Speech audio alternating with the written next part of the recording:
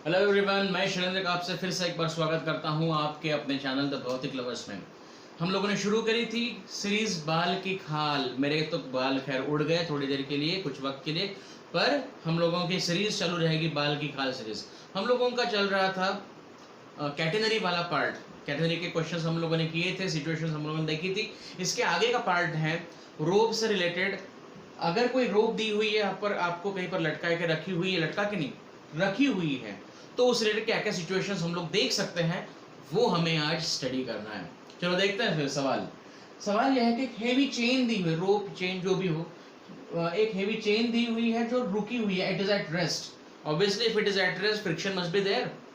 आपको पता क्या करना है, find the coefficient of friction. यहाँ पर जो कोएफिशिएंट ऑफ फ्रिक्शन है ये स्लैंट सरफेस और रोप के बीच में, चेन के बीच में, वो ढूंढना है। इससे पहले कि हम लोग इस सवाल को सॉल्व करें, कुछ चीजें हम लोग जानने की कोशिश करेंगे। 2-3 चीजें हैं जिसका कंसेप्ट हमको समझना है। इस सवाल को तो खैर बाद में सॉल्व कर लेंगे हम लोग। 3 कंसेप्ट कौन से? पहला कंसेप्ट हम लोगों को देखना है कि नीचे पुल करने वाला जो फोर्स रहता है स्लैंट में, वो कौन सा रहता है। आप जानते हैं, पर हम लोगों को उससे कुछ बहुत बढ़िया चीज मिलने वाली है। ध्यान दीजिए, आखिर तक देखिएगा। दूसरी चीज हमको जो देखनी है वो है नॉर्मल रिएक्शन फोर्स या फिर वेट। और तीसरा मतलब फ्रिक्शन क्या है। ठीक है, चलो देखते हैं हम लोग एक एक करके। एक सिंपल सिचुएशन से स्टार्ट करते हैं जिसके बारे में आप लोगों ने हमेशा पढ़ा हुआ है। और वो सिंपल सिचुएशन ये है कि एक जमीन है, जमीन का पार्ट है जिस पे ब्लॉक रखा हुआ है, या वेइंग मशीन जिसके ऊपर आपने ब्लॉक रखा हुआ है। इस ब्लॉक का मास है m। कौन फोर्सेस खींच रहे हैं इसका? एक है भैया mg और दूसरा है नॉर्मल रिएक्शन फोर्स। सही कह रहे हैं? हाँ बिल्कुल सही कह रहे हैं। नॉर्मल ऊपर और mg नीचे।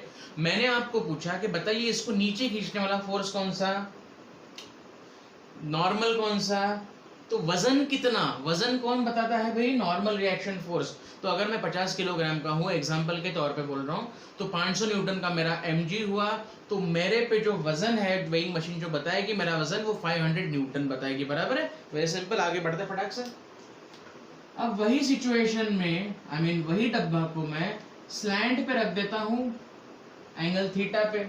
आप लोगों ने इसको भी किया हुआ है सॉल्व, कि अगर आप mg के 2 हिस्से करते हैं तो एक हिस्सा जो आता है mg साइन थीटा नीचे की तरफ आता है, और दूसरा कहाँ आता है भाई? mg cos थीटा आता है नीचे की तरफ। नॉर्मल कहाँ रहता है? ऊपर। अब मैंने आपसे पूछा कि बताइए, अगर वेइंग मशीन को आपने इस प्रकार से रखा हुआ है, वेइंग मशीन को आपने इस प्रकार से रखा हुआ है, तो वो कितना वजन बताएगी? क्या इतना या mg? तो आपका जवाब क्या होना चाहिए? mg cos theta. So basically वजन जो आप देखते हैं, वेइंग मशीन जो वजन मेजर करती है, वो क्या मेजर करती है? नॉर्मल रिएक्शन मेजर करती है। सो mg cos थीटा हुआ वजन। ये पॉइंट तो क्लियर है? ठीक है भाई। नीचे खींचने वाला फोर्स कौन सा है? mg sin थीटा, स्लैंट की दिशा में। ठीक है, और अगर वो नीचे नहीं जा रहा है तो जाहिर सी बात है कि फ्रिक्शन जो है वो उसे रोक रहा होगा। तो फ्रिक्शन की वैल्यू आप उस हिसाब से इक्वेट करके फाइंड आउट करते हो। बराबर। खैर, मेरा सवाल ये नहीं है, हमारा सिचुएशन है ये वाली। अब हमें इस कंसेप्ट से रिलेटेड कुछ बहुत अहम जानकारी मिलने वाली है। आखिर तक बने रहिए। अब देखो, मैंने इस पे 3 चीजें पता करनी है। कौन से 3 चीजें? पहले बोला मैंने आपको, पहली चीज नीचे खींचने वाला फोर्स कौन सा, दूसरी चीज मैंने आपको बोला कि नॉर्मल रिएक्शन फोर्स कितना, और तीसरी चीज फ्रिक्शनल फोर्स कितना। ओके, चलो काम पे लग जाते हैं। जब हम ऐसा प्रॉपरली ऑब्जर्व कर रहे हैं, आप देख सकते हो कि एंगल तो अलग अलग है। तो यहाँ पर mg sin थीटा, फिर जो स्लैंट है वो ज्यादा होने की वजह से इधर में पुल ज्यादा होगा। तो ओवरऑल नीचे खींचने वाला पुल ढूंढोगे कैसे? तो आपको क्या करना पड़ेगा भाई? आपको करना पड़ेगा इंटीग्रेशन। कितना खींच रहा है? प्लस प्लस प्लस प्लस, सारे पुलिंग फोर्सेस को ऐड कर दो। कैसे करें? इंटीग्रेशन का नॉर्मल जनरल तरीका क्या होता है? टुकड़े करो, कर दिए। दूसरा, कोई भी टुकड़ा चुनो, और तीसरा इंटीग्रेट कर डालो। सो पहला केस, पहले स्टेप, टुकड़े करो। तो आप कैसे टुकड़े करते हो? किसी एंगल थीटा पे चले जाओ और वहां पर एंगुलर विड्थ d थीटा वाला ढूंढो कोई एलिमेंट। तो हमने इस एलिमेंट को चुन लिया, इस चेन के टुकड़े को चुन लिया। ठीक है, इसकी जो लेंथ है मेरे भाई, उसको dl कह देता हूं मैं। ओके, और इसका जो मास है उसे dm बोल देते हैं। ओके जी, अब क्या करें, इसका एफबीडी बना लेते हैं दोस्त। चलो एफबीडी बना लेंगे, क्योंकि मोशन ऐसे हो रही है तो ये वाला प्लेन देखेंगे हम लोग और उसके परपेंडिकुलर वाला। ओके हाँ जी, एम जी नीचू, एंगल थीटा कहाँ है, एंगल थीटा यहाँ है, एंगल थीटा। अगर ये थीटा होता है तो ये थीटा होता है, तो ये थीटा होता है, तो ये थीटा होता है, एक छोड़ छोड़ के करना पड़ता है, बराबर है, शॉर्टकट। हाँ जी, तो ये कितना हुआ रे, एम जी कॉस थीटा। तो ये वाला फैक्टर, मतलब ये वाला फैक्टर कितना हो जाएगा, एम जी साइन थीटा। अगर आप गौर से देखिए यहाँ पर एम डी साइन थीटा यहाँ पर है नॉर्मल के अपोजिट में, और एम जी कॉस थीटा इस केस में नीचे खींचने की कोशिश कर रहा है ना।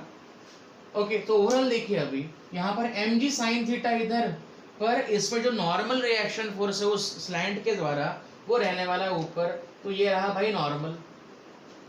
एम जी कॉस थीटा नीचे की तरफ आ रहा है, तो उसे रोकेगा कौन, उसे रोकेगा फ्रिक्शनल फोर्स हमारा, और कौन। चलो ठीक है, अब मैं 3 चीजें जानना चाहता हूँ, वही हमें जो हम लोगों ने बोला, पहली चीज उसमें से है कौन सा, ओवरऑल नीचे खींचने वाला फोर्स कौन सा। तो चलो अपने काम पे लग जाते हैं, ओवरऑल नीचे खींचने वाला फोर्स कौन सा। अच्छा एक चीज गौर फरमाइए, यहाँ पर ये मास m नहीं dm है, तो मैंने dm के बदले गलती से m लिखा हुआ, डजंट मैटर, dm लिख देंगे। ओके चलो, अभी हम लोग देखेंगे नीचे खींचने वाला फोर्स कितना आ रहा है, M G sine theta cos theta कितना आ रहा है। सो पुलिंग फोर्स, जो पुलिंग फोर्स उसको है वो है dm, मास के बदले dm है ना, g cos theta. Net pulling force कितना हो जाएगा, इसका इंटीग्रेशन, तो नेट पुलिंग फोर्स, ओ जी बोलिए, मास क्या होता है, डेंसिटी इनटू लेंथ, मास क्या हो जाएगा, density into length. So lambda is a constant, हम बाहर निकाल दी, g इज अ कांस्टेंट, हम बाहर निकाल दी, dl cos थीटा। ठीक है, अब देखो बहुत, यहाँ पर तुम्हारा इंपॉर्टेंट पार्ट चालू होता है, यहाँ पर से तुम्हारा इंपॉर्टेंट पार्ट चालू होता है। dl cos थीटा क्या है, dl cos थीटा क्या है, दोबारा देखिए, आपका जो dl है यहाँ साइड में बना रहा हूं मैं, ये है dl। ओके, dl के 2 हिस्से कर रहा हूं मैं, ये और ये है dl। मुझे पता करना है कि एंगल है कितने, ओ क्या मैं ये एंगल पता कर सकता हूँ, चलो देखते हैं, एंगल पता करने की कोशिश करते हैं। हमारा जो ओरिजिनल एंगल है फ्रेंड्स, ये एंगल कितना था, थीटा है ना, ये एंगल जो था थीटा था, तो ये एंगल है थीटा। अगर ये एंगल थीटा है तो तुम देख सकते हो ये 90 माइनस थीटा हो जाएगा, तो ये थीटा हो जाएगा, ये हो जाएगा थीटा।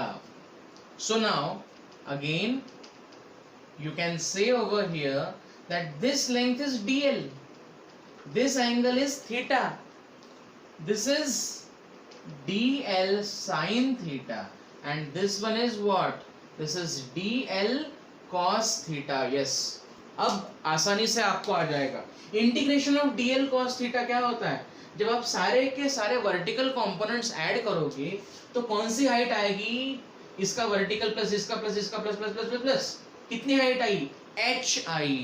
तो यहाँ पर मैं डायरेक्ट लिख देता हूँ लैम्बडा g h।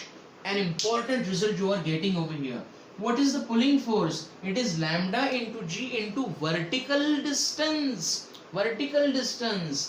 बहुत ही अहम शॉर्टकट हमको मिला हुआ है, लिख देते हैं कि अगर कोई चेन अगर हो तो नेट पुलिंग फोर्स जो रहेगा वो क्या रहेगा, आप भी अपने पास में नोट करके रखें, वो density into G into height, कौन सी height, vertical height, pulling force vertical height. ठीक है, बहुत ही अहम रिजल्ट है।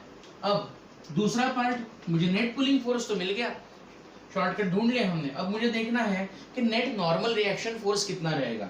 सेम लॉजिक से करते हैं, नॉर्मल को तो M D sine theta balance करेगा, तो जो छोटा सा नॉर्मल था इन भाई साहब का वो था D M G sine theta is equal to D M, फिर से वही सब कुछ, lambda into D L into G sine theta. तो टोटल नॉर्मल कितना, लैम्डा बाहर, जी बाहर, integral of D L sine theta, इधर आ जाओ, ओ डीएल साइन थीटा तो एक्स एक्सिस है, तो सारे एक्स को ऐड अगर तुम करो, इसका एक्स इसका एक्स, एक्स मिल जाता है। सो लैम्बडा जी एक्स। तो नॉर्मल रिएक्शन फोर्स क्या हुआ, वो हिस्सा बॉडी का जो कांटेक्ट में है हॉरिजॉन्टल पार्ट से। सो नॉर्मल रिएक्शन फोर्स, ये भी एक इंपॉर्टेंट रिजल्ट है, यहाँ पर लिख रहा हूं मैं, normal reaction force lambda into G into X. यानी अगर तुम्हें खुद का वजन ढूंढना है और ऐसे कोई आड़ी टेढ़ी सरफेस है, वेइंग मशीन दी हुई है, तो वेइंग मशीन कितना वजन मेजर करेगी, लैम्बडा इंटू जी इंटू ये वाला डिस्टेंस फाइंड आउट करेगी, है ना। बहुत इंपॉर्टेंट रिजल्ट है, ध्यान में रखिएगा। अब मैं पूछता हूं आपको कि बताइए कि फ्रिक्शन की वैल्यू क्या हो सकती है। हाँ, ये नीचे नहीं गिर रहा, इसका मतलब ये कि जो नीचे पुल करने वाला फोर्स है वो फ्रिक्शन फोर्स के, लिमिटिंग फ्रिक्शन फोर्स के बराबर हो सकता है या उससे कम हो सकता है ना। तो मैं कह दूं यहाँ पर लिमिटिंग फ्रिक्शन की value will be greater than or equal to what, mg cos theta. And what is this mg cos theta, which is equal to, I mean ये बोलने के बजाय हम लोग बोल सकते थे, हाँ ठीक है, mg cos theta सही है, mg cos theta। और फ्रिक्शनल फोर्स क्या होता है, mu N. So mu N maximum limiting value क्या होती है, mu N, mu mg sin, mu N बोलता हूँ सिर्फ, mg sin थीटा नहीं, mu N greater than equal to mg cos theta. और आप जानते हैं नेट पुलिंग फोर्स जो था वो कितना था, तो वो था लैम्बडा जी एच, और फ्रिक्शनल फोर्स नॉर्मल कितना था, lambda G X, mu lambda G X. This will provide you the solution कि म्यू की जो वैल्यू है वो होनी चाहिए h बाय x, कम से कम इतनी वैल्यू होनी चाहिए म्यू की, तब जाके ये रहेगा। अगर इससे ज्यादा हुई तो it is well and good, पर अगर इससे कम हुई तो ये स्लाइड कर जाएगी नीचे। तो हम लोगों ने आज 3 चीजें चेक करी, बहुत इंपॉर्टेंट चीजें थी। कौन सी थी याद करो, मैं रिपीट करके बताता हूँ। पहली चीज, अगर नीचे में पुल करने वाला फोर्स आपको देखना है तो सिंपली क्या करना है, ध्यान रखिए, क्या करना है, lambda into G into vertical distance. सिर्फ अगर वेइंग मशीन ने कितना वजन किया हुआ है इस ऑब्जेक्ट का अगर आपको पता करना है, मान लो ये वेइंग मशीन है, इस पे आपने चेन रखी, इसका वजन पता करना है, नॉर्मल रिएक्शन फोर्स पता करना पड़ेगा। और नॉर्मल रिएक्शन फोर्स कितना, लैम्बडा इंटू जी इंटू इसका vertical distance, sorry horizontal distance, खत्म। और तीसरा फ्रिक्शन, वो तो हमने चर्चा करी ही है, ठीक है। इसे और कॉन्कॉक्ट करने के लिए और स्ट्रॉन्ग करने के लिए एक और सवाल ले लेता हूं, सिचुएशन ले लेता हूं, और देखते हैं हम लोग क्या कर सकते हैं ना। थोड़ा फास्ट में करते हैं। मान लीजिए कि आपको एक ये दिया हुआ है, एक पहाड़ दिया हुआ है आपको, और इस पहाड़ पे आपने चेन रख दी। पहाड़ जो है ना वो फ्रिक्शनलेस है भाई। अब कैसे क्या फ्रिक्शनलेस है मत पूछो, पर है फ्रिक्शनलेस, ठीक है, हाँ फ्रिक्शनलेस है। यहाँ से यहाँ तक चेन दी हुई है, ये चेन का मास डेफिनेटली ज्यादा है इस चेन के मुकाबले, बराबर है। तो मैंने आपसे अगर पूछा कि बताइए ये स्लाइड कहाँ होगी, तो जनरली हम लोग ये बोलते हैं सर इस साइड में वजन ज्यादा है तो ये यहाँ पर होनी चाहिए। पर अब मैं जानता हूँ कि वर्टिकल पुलिंग फोर्स किस पे डिपेंड करता है, वो सिर्फ हाइट पे डिपेंड कर रहा है यहाँ पर। तो मुझे बताइए अगर मैं इसके 2 हिस्से करूँ, तो क्या ये वर्टिकल हाइट और ये वाली वर्टिकल हाइट सेम हो जाएगी, बिल्कुल। तो इस साइड से नीचे पुल करने वाला फोर्स कौन सा, लैम्बडा जी वाई। इस साइड से नीचे पुल करने वाला फोर्स कौन सा, लैम्बडा जी वाई।